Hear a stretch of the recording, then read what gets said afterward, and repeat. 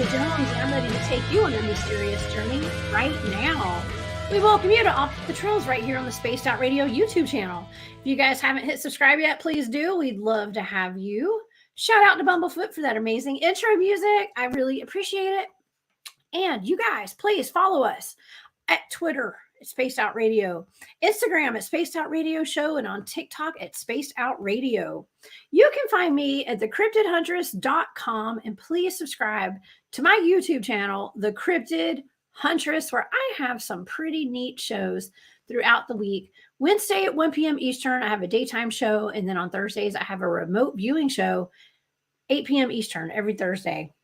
Also, please go visit my shop, War Blooming Goods. That's on Etsy. And you guys, I also have a Patreon if you would like to become a member of my Patreon family. That's the Cryptid Huntress. All right. I have a fantastic guest here at Spaced Out Radio tonight. I have my friend and fellow researcher, Sport Cat, Glen Jackson here in the studio tonight. And don't forget that right after this show, After Hours has a great program set up for us. So let's get to our guest tonight. Glen Jackson is a paranormal and Bigfoot field researcher based in Georgia. He has done extensive research across the Southeastern United States, and his quest to explore the unknown began as he grew up in Northern Virginia, outside of Washington, D.C. He often heard of the Mount Vernon Monster, and it occupied an area that was historically protected by a large military base. He had a Bigfoot encounter before he knew about Bigfoot. He's encountered the Alabama white thing, gotten zapped, and smelled the nastiest smell he ever experienced in his entire life during these experiences. His passion for research is also carried into his professional career. Glen is a critical care paramedic, certified firefighter, and hazardous materials technician. He also is an instructor of emergency medicine. Currently, he's finishing his degree and working on a book in an attempt to bring his career and his cryptids research together. He's the host of a small podcast and is often a guest on other shows. You can find him at SportCat all over social media. You guys, please help me welcome to Spaced Out Radio tonight, my friend, Glen Jackson, SportCat. Hello, everybody. How are you? What's up, Glen? Oh my gosh, thank you so much for being here tonight. Oh, it's a pleasure as always to be on your show. As always, yes. Man, I really missed you the other weekend. We were out, our team was out in the meadow, and you didn't make it to that trip. So we all missed you very much. So I wanted to send my condolences for you not being there. I hated not being there. I would have rather been there, so. Oh, well, we did miss you. We had a lot of very interesting activity that weekend too, by the way. So yeah, we were seeing each other's auras and stuff like out in the field. It was really odd. It was like super duper odd. But it was also the anniversary of the portal. And you were actually there that night that we had the portal show up there. I forgot that was the anniversary. Yeah, it was the anniversary. I think it was 5 years. Yeah, 5 years. It can't have been that long. Good Lord. I know. Well, Glen, you have been really busy since the last time I talked to you. You've been doing all sorts of cool podcasts and really getting the good word out there on cryptids. Tell me a little bit about it. Trying to, yeah. Well, I kicked off a small little podcast with another podcaster, Grizzly. We co-host the Paranormal guys. Para, obviously, for me, paramedic. So, and he's supposed to be the normal one. And we're going to be interviewing people in the field, and we're going to step outside of the field a little bit, and we're going to look at all things. Maybe, I don't know, psychics. And matter of fact, I've got a missing persons case coming up that you're going to be on the show for. Like 3 weeks. Is that the one I remote viewed? Yes. I remote viewed one. Okay. I have not sent you that data yet. That was interesting.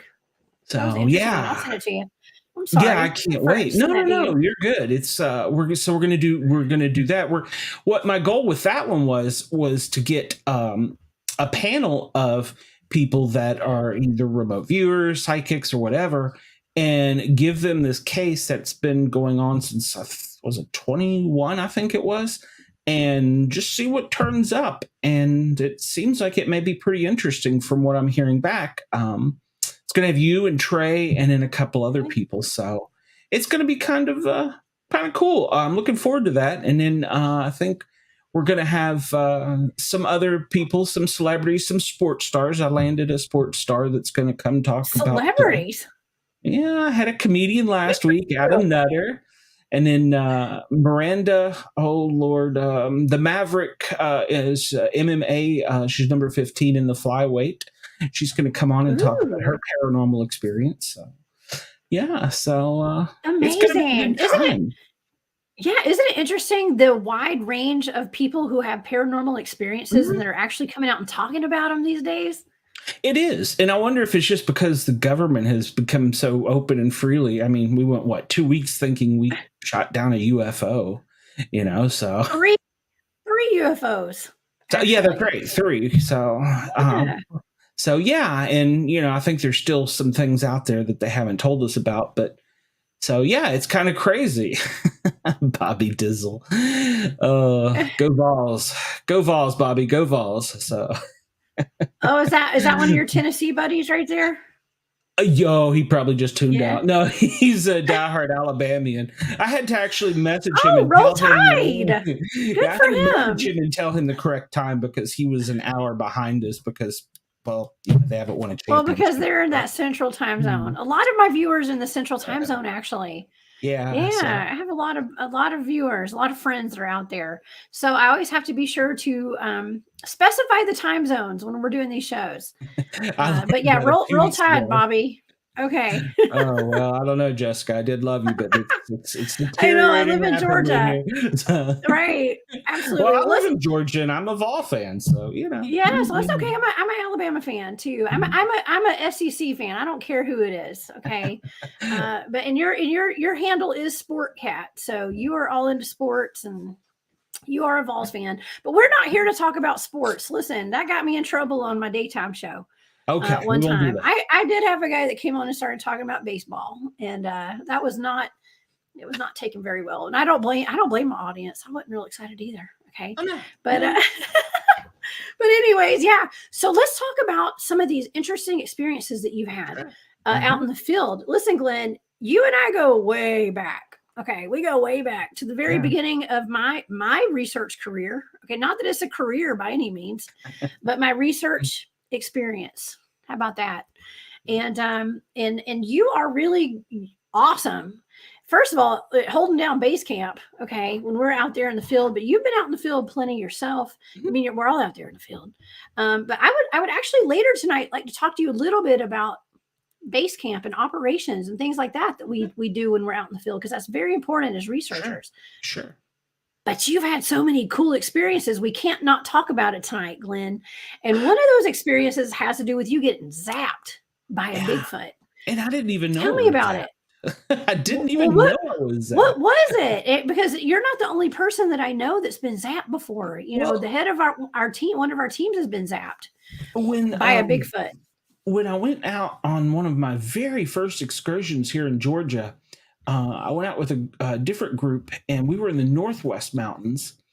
And it was funny. I set up. I hadn't camped in forever. Didn't have all my camping stuff. They called me at the last minute. Blah blah blah. And I was like, okay, cool. I'll be there. And they were like, well, we need you to bring your medic stuff too. I'm like, oh, great. So I was like, okay, I see why I got the phone call now. So I set up, and I thought I had this really cool place. I didn't want to be close to everybody because, if you're going to have an experience, you kind of got to be away from the activity. And I wasn't too far away, but I was away enough where I felt safe. And I set up my tent, and I didn't realize it until afterwards. The way I had set my tent up, there was like a, what do you call them when they put a berm that they had put up? Yeah, a berm. Go down an old trail or fire road. And so they stop you from getting in there, right? Yeah, our parks. Yeah. And so that's when you know there's something good in there.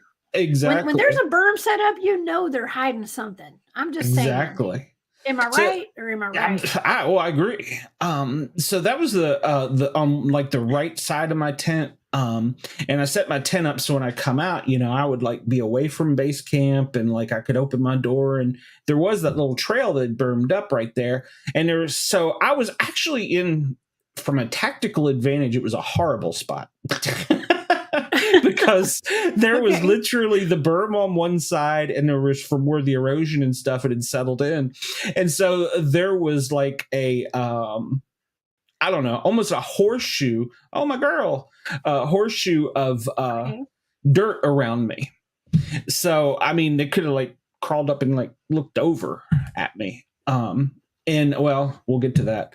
And so I thought, that's a great spot. And after I set it up, everybody was laughing at me. I'm like, what? And then that's when I said, oh, well, this is the place. Yeah. Well, that happens to me often, but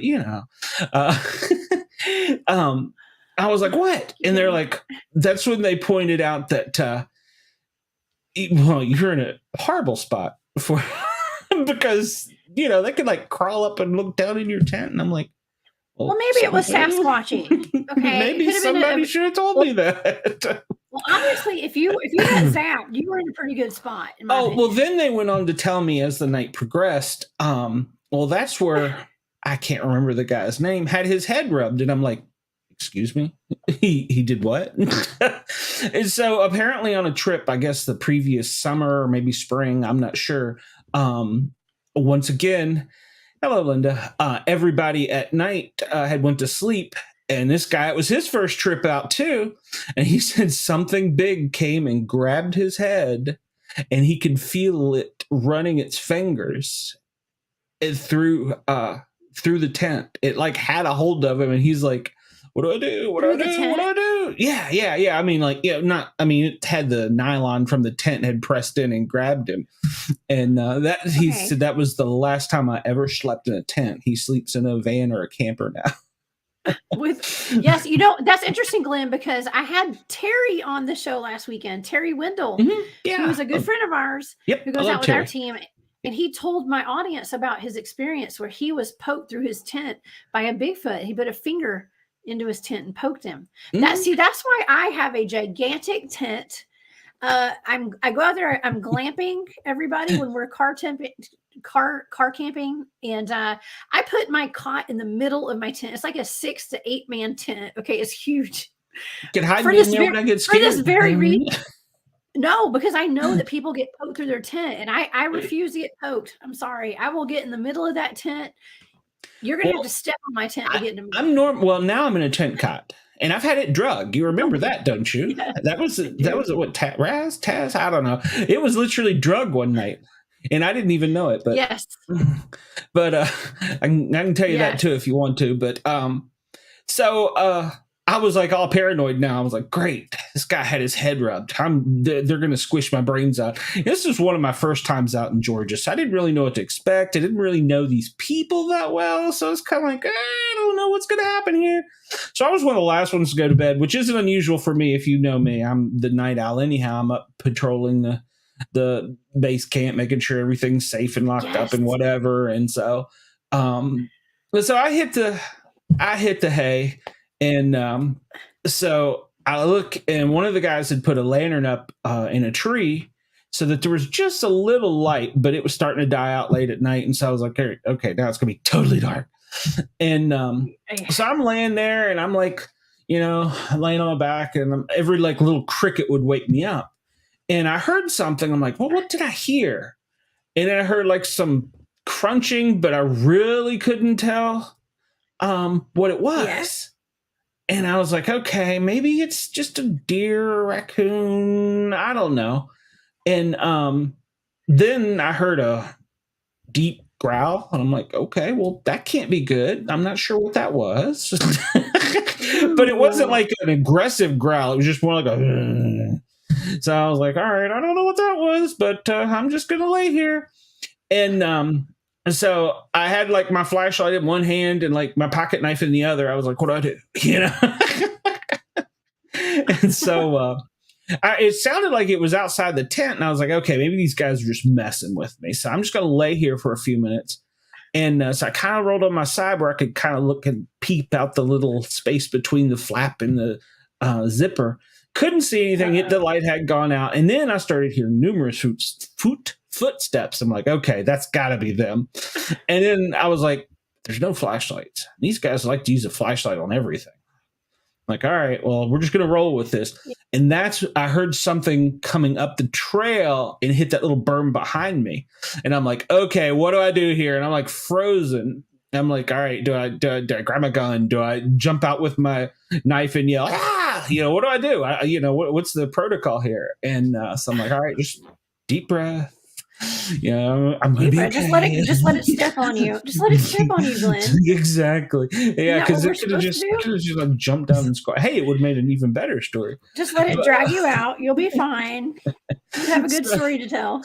So I heard it, and then I heard the other footsteps coming closer to it. I'm like, all right, I don't know what's going on here. And then I'm trying to peek out, and I almost am ready to unzip, but I'm not 100%. That didn't sound exactly right. But I'm almost like, I don't know what to do. And I felt suddenly just this energy hit me in the chest. Did you get cattle prodded? And it went from the center of my chest, like throughout my upper torso and into my brain.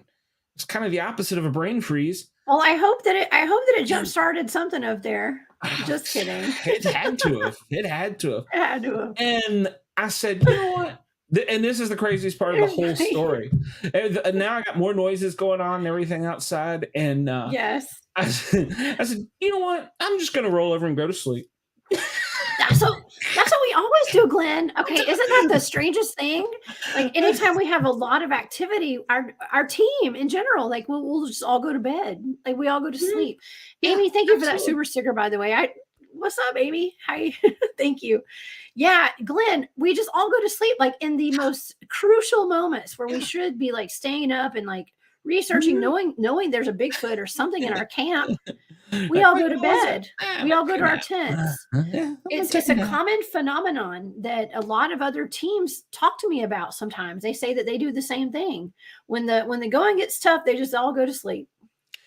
And that was in the next day I got out, and there was a footprint out there, and it wasn't like one you could cast or anything, but it was enough to where, you could tell something bigger than a raccoon had been out there. And I was like, all right, so nobody was messing with me, right? And they're like, no, absolutely, dude. We were all asleep, because most of that people in that group were a little older than I was. So okay. Cool.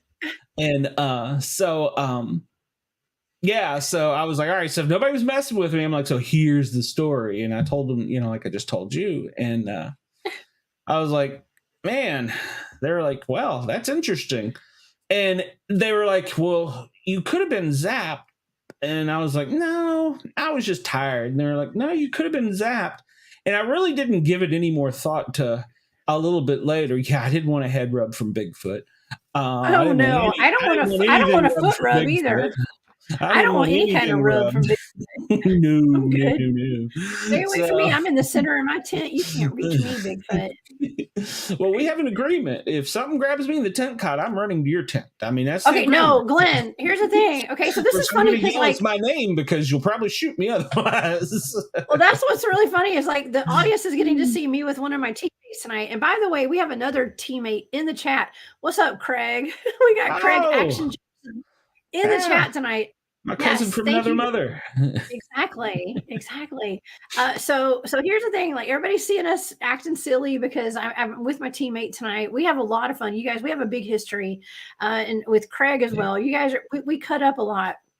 And I will let you know, I do like to set my tent up by Keith, okay, or anyone who has a hammock, okay, because I know the Bigfoots are going to go eat them first. That's right. And at night you go pour chocolate over the top of it while he's asleep. That's yes. I slather bacon all over his hammock. Stuff Twinkies in his socks. Yes. Before we go to bed, I go and put some sausage underneath his hammock. There you go. And I sleep soundly. Yes. That's the trick. Bigfoot burrito. That's the trick. Yeah, that's how we roll, y'all. That's how we roll. And if you don't with your teammates, what kind of team are you? I'm just saying, And that's why I'm glad to be on this team. Not that team wasn't okay because they taught me a lot of cool things, but we're a lot cooler because And but we all do have a pretty general rule: don't mess with anybody's bed, don't mess with anybody's food, and then Right. once everybody's in bed, announce yourself. So Announce yourself. That's right. That's very yeah, important.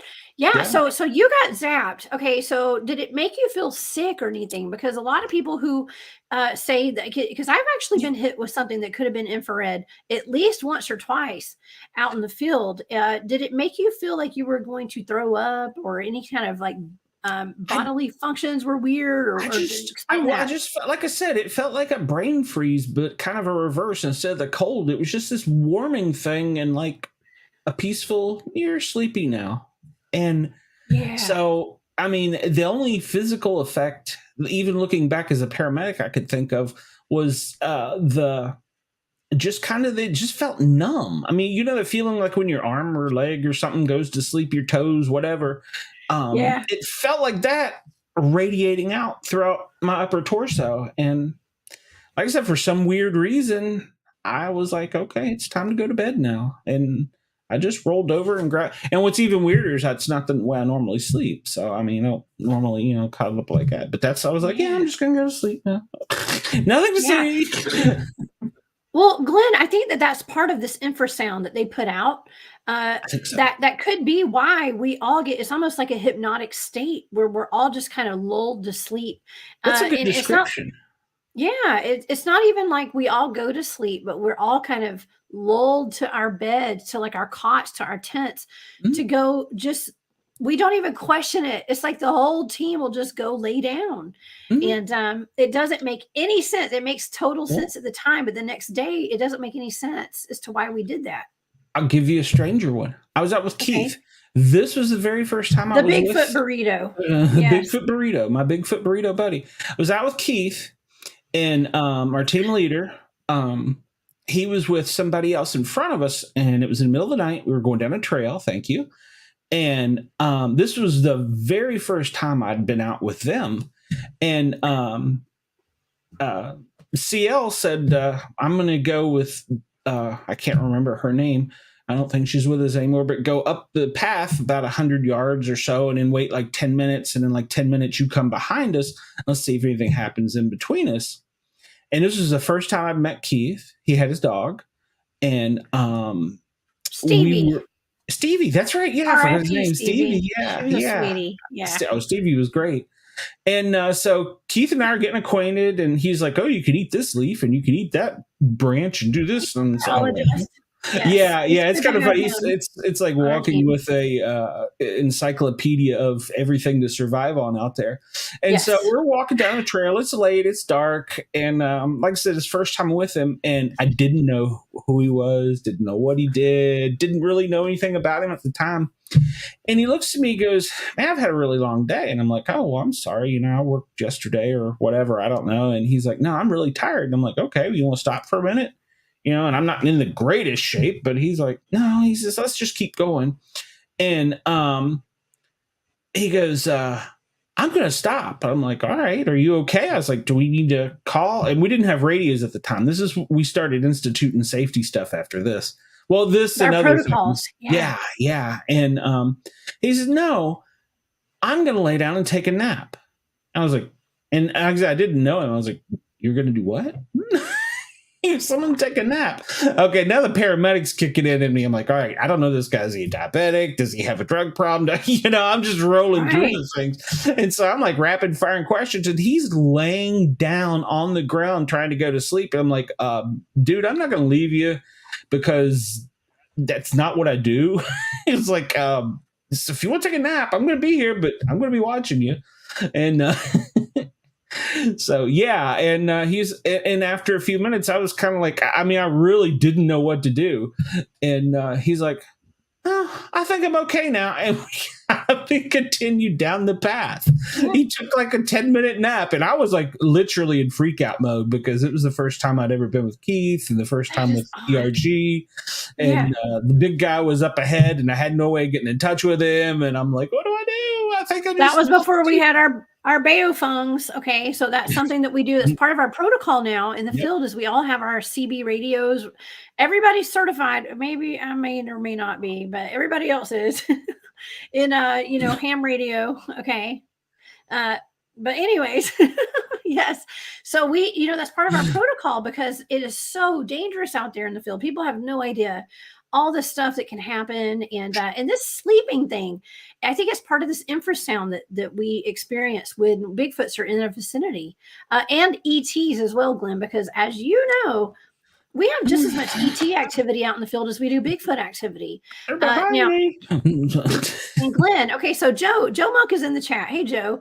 Hey. He wants to know, how come Bigfoot hunting people never put game cameras pointing at their campsite? Guess what? Our team does. We put cameras out all over the place, pointing out and towards our camp at times, right, Glenn? At times, yeah. Depending on what we're doing, but yeah, at times, yeah. But the biggest thing I found in we've put recorders out in the field, audio recorders, and we'll put them like far out and leave them. And we have much better success. I've had all kinds of creepy things show up on those. Tell me. Yeah. Like what? I don't even know how. I mean, obviously the footsteps and some grunts and some knocks and stuff, but things that I don't even know what they were. And then things I found out later that I wish I didn't know what they were. One time when me and somebody were overlanding, we jumped a berm and went way back up in somewhere in East Tennessee. And he's like, well, since we're low key, we're gonna sleep on the ground. So we bivvied. And I was like, cool. So I went and set up all the audio recorders and got them home. And after we were out for a couple days, and got him home, and I hear all these noises. I'm like, what the hell is this? And I couldn't make them out. And there was like a lot of them. It was little feet. I knew it wasn't a Bigfoot. It was something little, or not little, but I didn't know what it was. And so I sent it to our group afterwards. I was like, what is this? And it was wild boar. We were bivvying on the ground and wild boar were around us. Yeah. Wild boar? Do you know wild boar, yeah. Yeah, I do now, but and that was I played it back for our team leader, and I'm like, you put us to bed, and like there was wild boar around us. He's like, oh, I would have had your back. Yeah, okay. Oh no, so. Yeah, you have to be careful. That's when you really have to know what is kind of migrating through the areas that you're researching at the time. Whenever you're out there, it's good to know all your surroundings, Glenn. Right? Yeah. Well, and possible opponents, adversaries. I guess you can say. We've run into a couple. Right? Yeah. Yes, and I say adversaries with love and light. I mean that by like wild boars, okay? Or even when if it's like hunting season when you're out there. How important is that, Glenn, to know what hunting season it is and things like that? Yeah, we've had hunters come up on our camp. So yeah. Absolutely. And it's also good in case I saw somebody commenting there about CERT. Oh, go ahead.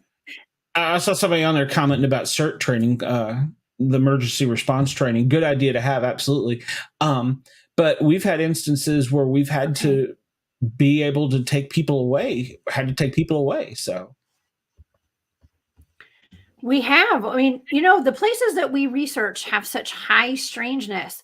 The energetic levels are out the roof, like just through the roof. Okay. And there are times where like we'll be just totally fine, but someone will have like a heart palpitation or like something will just something you just never know. You have to really prepare for stuff like that. Yeah.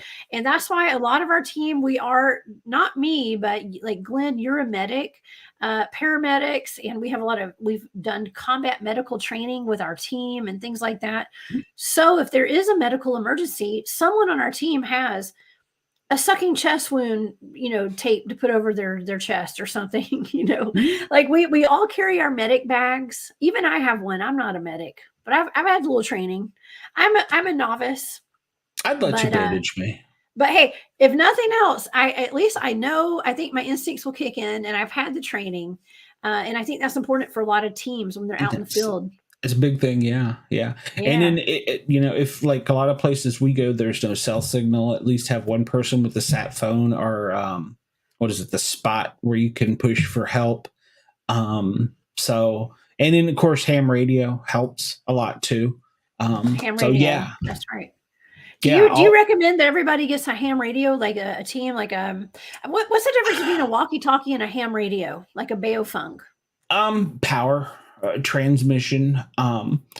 If you're going to talk around base camp, one of the little $35 radios is good. But if you need to get out, you probably better get a nice mobile. And then there's no way around. You have to have a ham license at that point for that. So, it's better to have a more power and a mobile or a base. We've set up a base before, a radio at base camp. The shirt is absolutely great trading to have. Amy is so smart. I love Amy. Yeah, she was putting the cert comment out there. Amy's awesome. I think it's important that everybody. I think that we all should get our ham radio license. Okay, I'm going to challenge everyone out there, including myself, to get at least your basic certification in ham right now. And now, you know what? You can do most of it online. You can do it online. That's right. Yeah, if you find a club near you, a lot of places have went to online teaching thanks to Mr. COVID. So yeah. Yeah, that's right. Well, yeah, and if it's not online, you can go to your local. I think it's the Chamber of Commerce. Okay, is where they do a lot of the certifications now. And my grandfather was a huge ham operator, KCY, I think was his handle. Okay. I never forget. And he used to go and give the test on Saturdays, like once a month on Saturdays. Yeah. At the local library where we lived. So it's a big deal. It's a big deal. Now, okay. Barbara. Hey, Barbara has a question. She said, do you think that when they zap you is so they can abduct you? What do you think, Glenn? That's possible. And I wouldn't rule that out for what happened to me because I was so peaceful and calm about it. So, if obviously the feeling was kind of inside me that there was nothing wrong, everything was okay, just go to sleep. Because I went from high warning I went from high warning level to all of a sudden, it's nappy poo time. So, okay. That makes sense, Glenn, because were you in the camp the night that we had that thing scream at us in our base camp?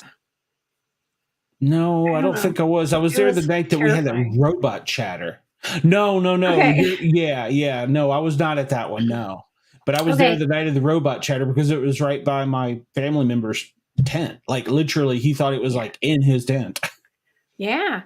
Well, that was one of the nights that when we had something that came and screamed in our base camp, it was so terrifying. I mean, to us, it's not like terrifying because like we're so inoculated to it.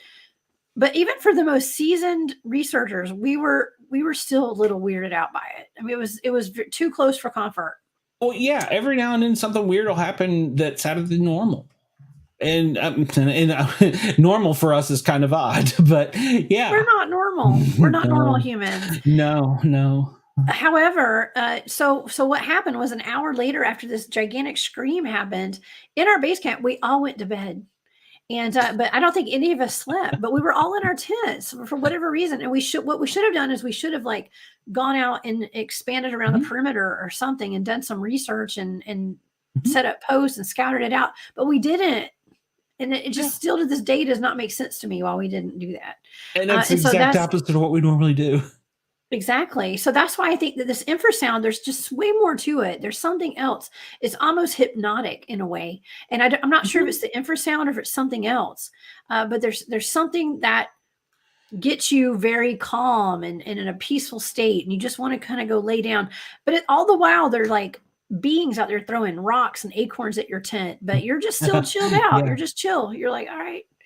Bring it. Yeah. I only freaked out one night in base camp and like literally lost my stuff. So I mean that I've only had that happen to me once. So and after that experience, I didn't go out in the woods for a while. So that was probably my most terrifying night. But and I don't know. Well, and to this day, I don't know what happened to me.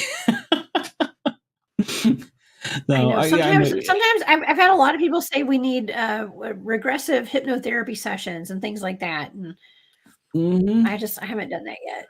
I'm afraid to after that night because I literally called a couple members of the team and was like, I don't know that I can go back out again. Yeah. Now, is there anything that would keep you out of the woods? I mean, because you still come out, you still go out in the woods all the time whenever you can.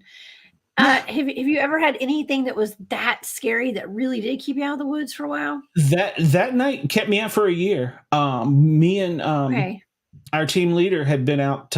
We were off roading and made it into North Carolina, and we were completely off the grid. I mean, there was like no one around us, and we had set up in like by a creek, and I made like a little fire pit because I was anal about burning forest down in North Carolina, and so Yeah. got a nice big fire going. Everything was wet. Of course, like I said, we were by a creek, and once again, it was just me and him, and we were both in our tent cot. And I had this. I'm going to tell the story about this one log. It was a log that had been split, but it had only burnt down the middle, so it was kind of U-shaped.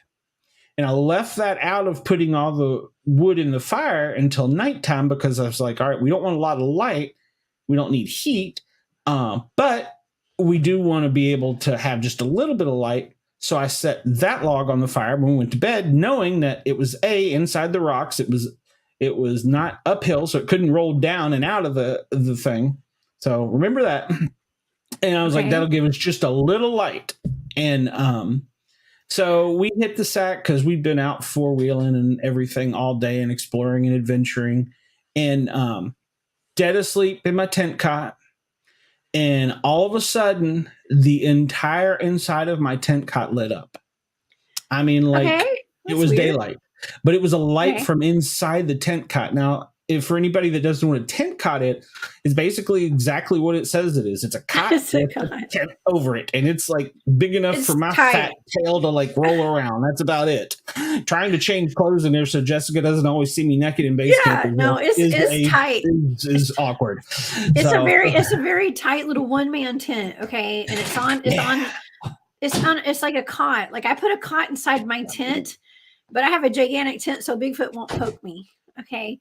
A tent cot is just a cot with a tent on top of it. So you really want to have like one of those awning tents, like they put it like festivals and stuff, like put that up and then put your tent cot underneath that and put some walls around it, like on your thing. I mean, I'm just trying to give some good advice to our audience. I'm learning. It's just you're just so exposed when you're out there in those little tent cots. That's all I'm saying. Yeah. But it's better than a little bivouac sack, I guess. Yeah, definitely. You're off the ground. Yeah. But so the entire inside of my tent cot was lit up like a light, like literally, like there was light inside my tent. Well, and what was that from? Well, I was wide awake, but I could not move. Paralyzed. I could not move at all. And at that point, I could hear something scratching the side of the tent cot beside my head, and I cannot move. And I'm like, so I tried to scream. I couldn't scream. And I could hear footsteps. I could hear something rubbing up against the side of the tent cot. Literally could not move. I was terrified. And I'm trying to scream. Well, at some point in time, I don't know if I was coming out of whatever this was or they were you can put me back now. I don't know. I started screaming, but it didn't sound like calling, for Lee. I'm like, ah! And so just trying to get a noise out there. I'm with him. It's like 2 or 3 in the morning, and suddenly he's awakened to me going, oh, ah! He didn't know what was going on. So he rolls out with his Glock, and he's like screaming at me, and I can't scream back. And it's like a couple minutes. He's literally about to open the tent cot up and check on me because he's also a paramedic. And that moment, light shot through the top of the tent cot, and a frog hopped through the side of my tent, hovered in front of me for just a few minutes, and then went with the light. Now I'm just gonna go. Wait, I remember that. Yeah. Okay. I remember that paralysis, but I don't know. It freaked me out. Wait. How did the frog get in your tent cot, Glenn? Because the tent cots were closed. There wasn't a real tent. It wasn't a real frog. It came through the side. Well, I mean, guess it wasn't, because it went with the light.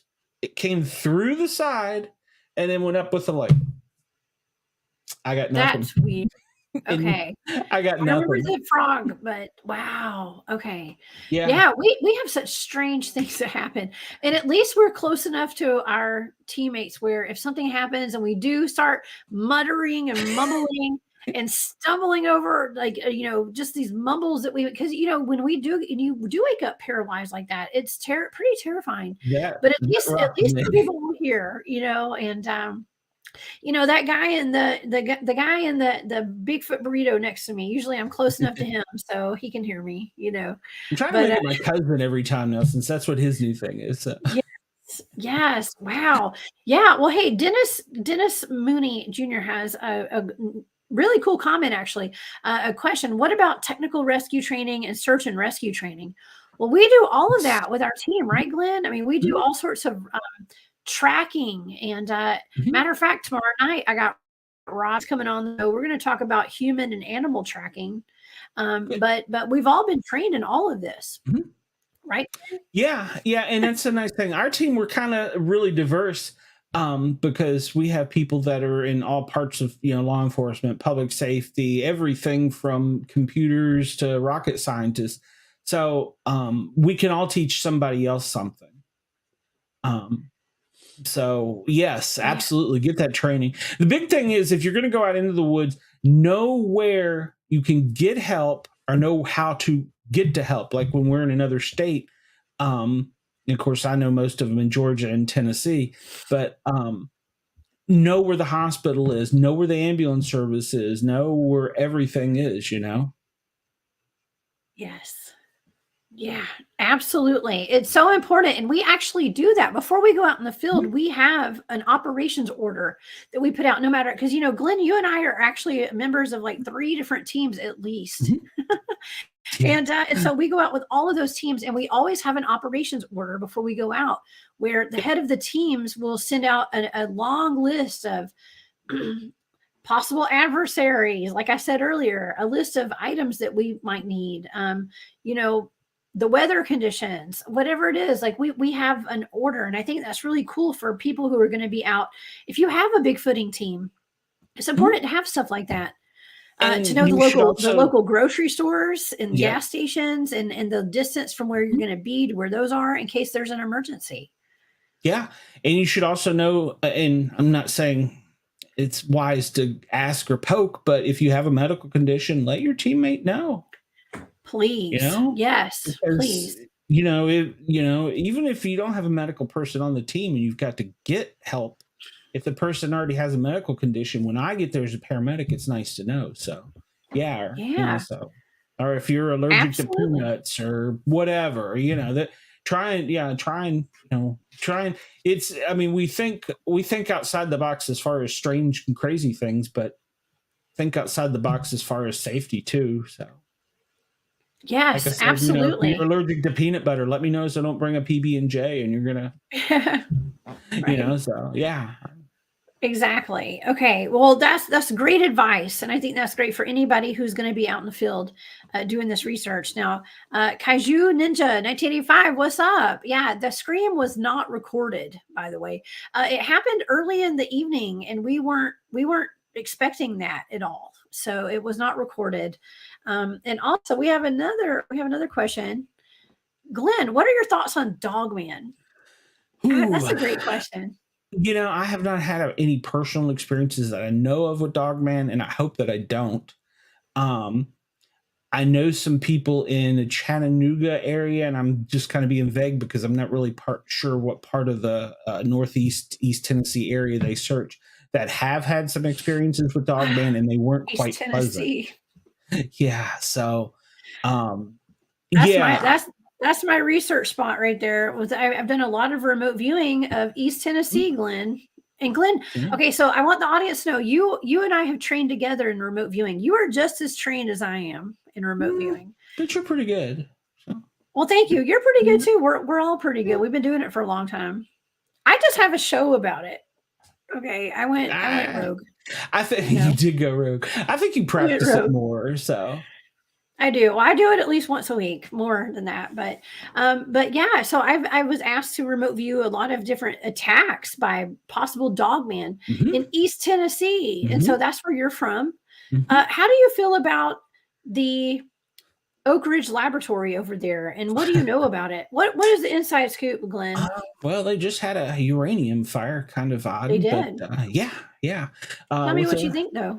slight What's going on leak. there? Um, well, I mean, we all know the famous and historical stuff of it, but um, there's other things that go on there. There's, just like there are in other parts of the country and other parts of the world. There's, the black ops or the dark projects, and you'll hear rumors in the community about different things. Um, could they be Dogman related? I wouldn't rule it out, because if you've noticed, a lot of times when you see an area that has a high activity for Bigfoot, our military or government is nearby. And if, like I said, you just laid it out on a map and said these are military bases and these are Bigfoot sightings that are common, not like, you see one or two, and you overlaid them, you'd probably be surprised. And the other thing you'd probably be surprised to find out is caverns and caves too. So um, I It's would all think connected. absolutely, absolutely. And yeah, there is a lot of activity. And the Dogman thing, and what really perplexes me about Dogman is I don't know if it's another, I don't want to say species or inbreeding or something of them, but they tend to be more aggressive and tend to be more just downright ornery. So, I mean, not that I would encourage anybody to hug a Bigfoot, but yeah, I don't know what their connection is, and I don't know that they like each other. And somebody suggested to me at one point that maybe one was controlling the other, and I really don't know if that's any truth, because I don't think they like each other either. So.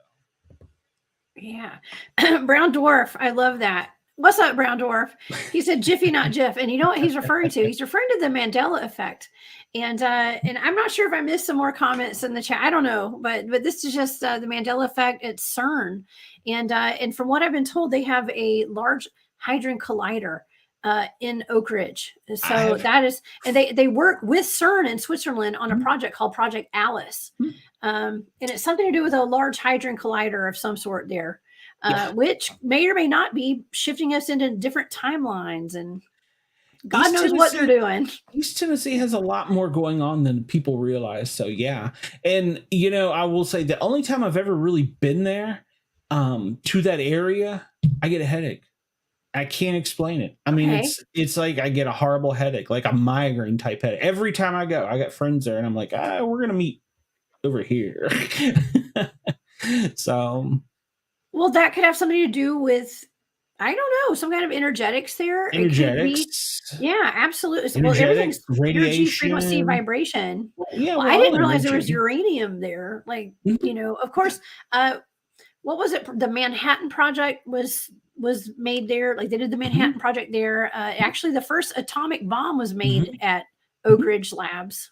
Okay, so there's something going on there, y'all. There's something. Yeah, I mean, well, and Project Paperclip, there's a lot of those scientists were brought into Oak Ridge, so those things continued right over. They actually did rocket science stuff. In fact, the university teaches a course in rocket science that they go out there and they do something. So. Wow. Yeah. There's so much more going on there than we know. And of course, I remote viewed the attacks on was it Tony Aarons and Amber? I forgot Amber's last name. Up in the mountains there of Jefferson County, I think. Yeah. That's right. And they were attacked by what was allegedly a pack of dogs, but I remote viewed it and saw that it was not a pack of dogs. It was one big animal, in my opinion. And there's a whole lot more to it. And so I think that we need to just keep an open mind, be aware of your surroundings at all time, especially in East Tennessee, because there's a whole lot going on there that we ain't going to be told about by anybody. Okay. Yeah. So, and like I said, you'd be surprised around the country how many places there are that are like that. Yeah, especially in the South too, Glenn. And you and I do a lot of research around the South. What is the weirdest place in the South that you've researched so far? And don't give locations away, because our team is top secret. Right. Weirdest, man, that's Let's kind of give hard a to say. regional. Probably up, the Northeast Georgia mountain. We've had a lot of high strangeness up there. Yeah, we've had everything from stuff thrown at us to screams to witches. Was it witches? I don't know. Witches. Finger lady. Yes. Spear finger. Yes. So yeah, we've had all kinds of odd things up there. So I would probably say up there. Okay, I think so too. I think there's more Bigfoot activity in the Northeast Georgia mountains or North Georgia mountains, period, than anywhere. Definitely anywhere that I've researched. There's a lot. And a matter of fact, I'm going to be speaking at the Georgia Bigfoot Festival or the Georgia Bigfoot Conference next month, April the 1st, actually. So everybody, please come and see me. I forgot to make that announcement when the show started. I'm going to be speaking at the Georgia Bigfoot Conference and Spaced Out Radio, y'all. We're going to be having a big old party in Vegas, May 19th through 21st. So y'all come join us. Okay. But I'll get your autograph. Please. No, I don't do autographs. I don't do autographs. That would be so weird to me. I don't know. I hadn't even thought about that. But yeah, Donna, the use of cave systems would be it would be interesting. It says there would be magnetic materials in the cave for portals or secrecy.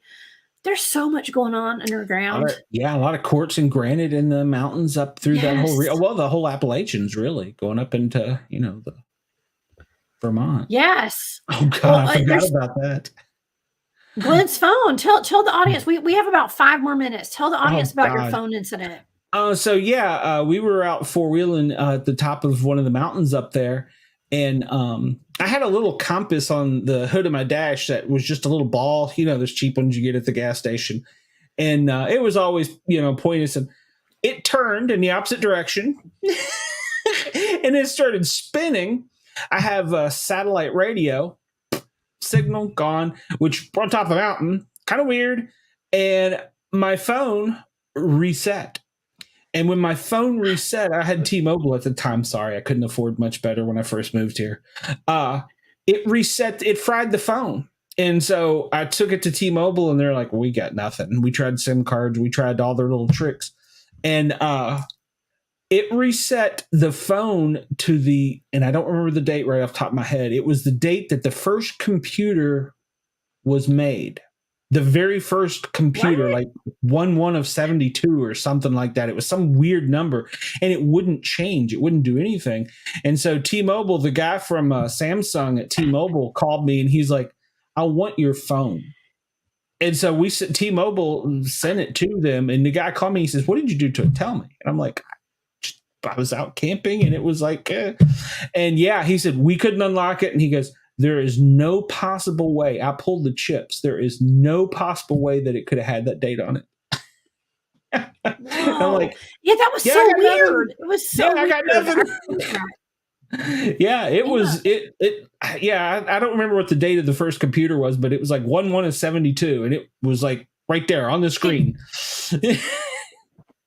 That was so weird, Glenn. I know. Yeah.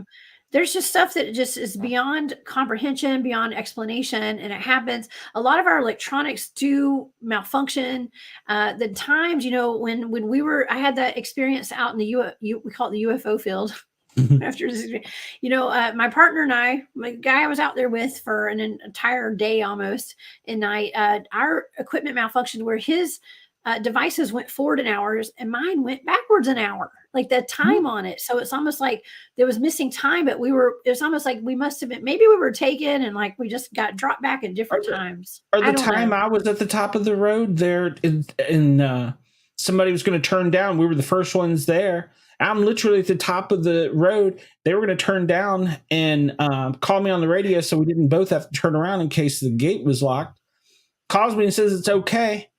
I drove the other way for like an hour. And finally, I was like, come out of it. And I was like, what the hell? Where am I? And so I'm like, okay, well, look at my GPS. I look at my map and I'm like, all right, how the hell did I get here? So I turn around and I go back and I'm on the radio and everybody's calling me at this point. They've sent out a search party. And I always had a old Garmin GPS in the Jeep. And and I always reset the speed, and I always reset because it would tell you how fast you went, the highest speed you went your last trip, and it would tell you how many miles you went and how much blah blah, yeah, all kinds of data. And it said that I had went 229 miles an hour. Now I love my Jeep, and I've tested my Jeep. But I don't think you can go that fast in a Jeep. A little fast for a Jeep. So. Yeah, I don't think I can get that fast. So yeah, I thought that was kind of really odd too. Yeah, and then once again, we were in that same area where electronics do weird things, and I could have been picked up in my. They took my Jeep too, though. They could have given me a tune-up or an oil change. I mean, geez. I know, right? At least do something. If you're going to borrow it, give it back in better condition. Right? You're going to probe me. Give me something, for gosh sake. I usually have to tip for this. So yes, absolutely. Well, hey, we got Duke in the chat tonight from World Bigfoot Radio. What's up, hey, Duke? Thank you for being here tonight. Yes, and the people, some of the people in the chat are talking about how they've seen Bigfoot holding cell phones and stuff, and it's just it's so weird. It's so cool. So yeah, I don't know what happened with your phone, Glenn, but that's a really cool story. And I'll never forget when that happened. Glenn, it is so fun. You and I could talk all night about this stuff. We really could, but we have run out of time tonight. I know. It's weird. So it's so weird. We have run out of time. Well, let me give Glenn, one a shameless little plug here. My little Mount Vernon Monster coin. Yeah, a plug. Yeah, give me a plug. Probably hard to see. Gosh, that's I sell these things. Look me up. That's great. I was so Where bad. Can people find you? Twitter at SportCat. Can find those. Just you can find me on Facebook, SportCat on Twitter, or on Facebook or Twitter. Of course, the Instagram is I think SportCat Medic. But yeah, it's all usually SportCat. Find me there. Make sure to find the real one because I got an impersonator now for some reason. Must have hit celebrity status. That means you hit it big. You've hit it big now that you've got impersonators. Yes. And Wednesday nights you could tune in on YouTube from 9 till 11. We do the Paranormal Guys podcast. I've got an East Tennessee native coming on. She's done some habitation she lives with them. So she's going to talk about that. So I'm going to butcher the either word. Habitation or habituation. I'm not sure. What she said. So yeah, we're going to have her on the show. Tomato. Exactly. And then I think in a couple weeks we get some authors coming up, and we got another comedian, and it's just fun. All these comedians, man, you're just going to all be together there. You're funny too, Glenn. I'm just saying. Well, like I told you, we're trying to be outside the box. So yeah, well, I'm supposed to be the one that's not normal. So my other Chris Grizzly. So you're pairing, he's normal. Okay. Yeah, exactly. Well, that's good to know. Well, Glenn, thank you so much for being here tonight. Yes, it's always so fun when you come around, and I just love spending time with you. So please come back and see us again. And everybody, please go subscribe to his podcast and his YouTube channel. And on social media. Glenn, thank you so much. I'll see you next time. I'll see you out in the field. Okay. Yes. Soon, all I right. hope. All right. Have a great night. We'll see you soon. All right. You too. All right. Bye. All right, y'all. That was awesome. Don't forget that right after this show, join the After Hours crew. They're going to take you on an incredible journey for the next 3 hours. Next time on Off the Trails, my guest is Robbie Rains, host of What's Really Out There and co-host of DAX Machina. We'll be talking about tracking and so much more. I can't wait. But for now, I'm the Cryptid Huntress, Jessica Jones. I'm headed off the trails. I hope you guys have a wonderful evening. I will see y'all back here tomorrow night. Bye.